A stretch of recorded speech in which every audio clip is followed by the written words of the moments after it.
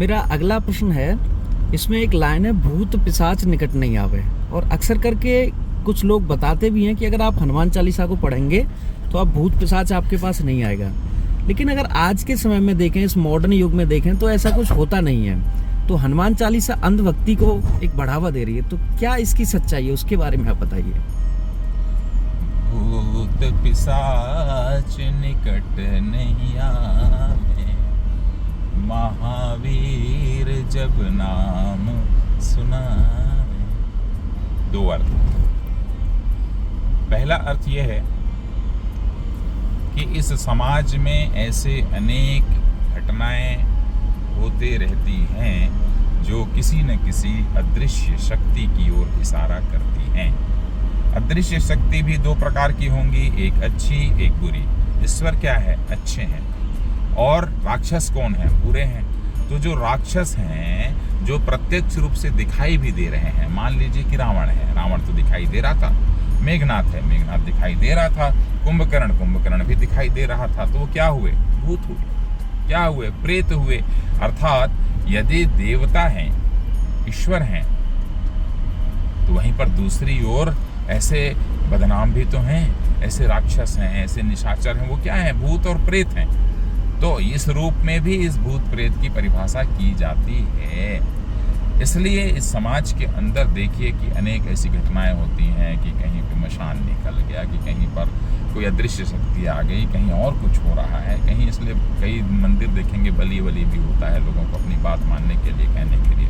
कई सुनसान रास्तों में लोग कहते हैं कि यहाँ पर बहुत एक्सीडेंट होता है, लोगों की मृत्यु हो जाती है। हम बुरी चीज़ें देखते हैं तो बद और बदनाम रहता ही है, अच्छे के साथ बुरा रहता ही है। तो ईश्वर के साथ में ये भूत प्रेत रहेंगे ही रहेंगे। तो एक जिस तरीके से चर्चा होती है समाज के अंदर, उस दृष्टिकोण से देखें तो ये अवश्यंभावी है।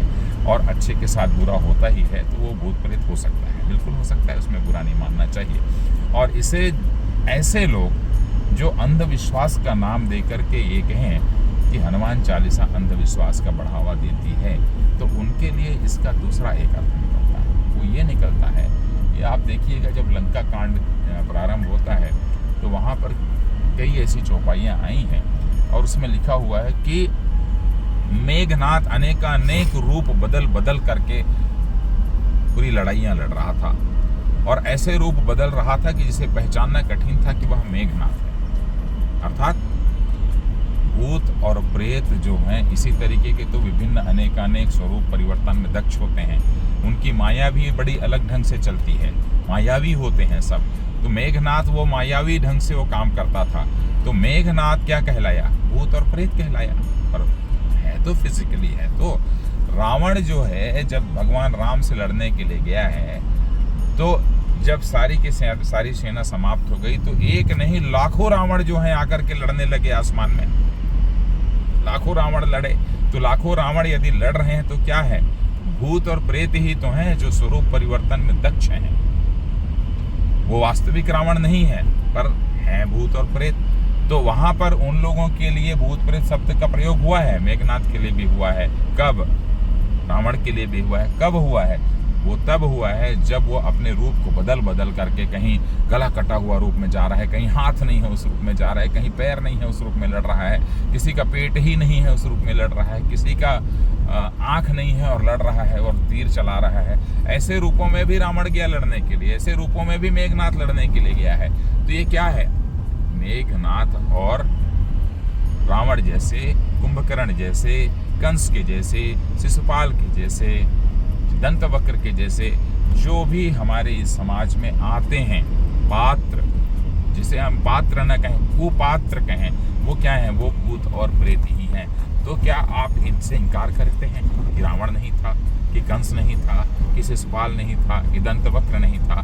या आज के ज़माने में मान लीजिए सद्दाम हुसैन है, क्या बोलते हैं, एक जो था अफगानिस्तान का, जिसको अमेरिका ने मारा, क्या है, मैं भूल रहा हूँ नाम, आतंकवादी जो टेररिस्ट हैं, आज के समय में जो टेररिस्ट हैं, मान लीजिए, जो नक्सलाइट हैं, मान लीजिए, और भी इस तरीके से जो लिट्टे विट्टे के लोग रहे हैं, जो समाज की मुख्य धारा में शामिल नहीं हुए, और अनेकानेक लोगों को, हजारों लाखों को जो मौत के घाट में उतार रहे हो, क्या है? भूत प्रेत ही तो हैं। वो इंसान है क्या? इंसान तो नहीं है। है ना, तो वो भूत ही प्रेत हैं। तो इस रूप में ये कहाँ है अंधविश्वास को बढ़ाने वाली बात? बिल्कुल नहीं है। इसलिए ऐसी कोई भी बात नहीं है कि भूत प्रेत अंधविश्वास को बढ़ा रहा है। जो बुरी शक्तियां हैं वही भूत और प्रेत हैं, और उसी रूप में इन शब्दों का उपयोग रामचरितमानस में लंका कांड में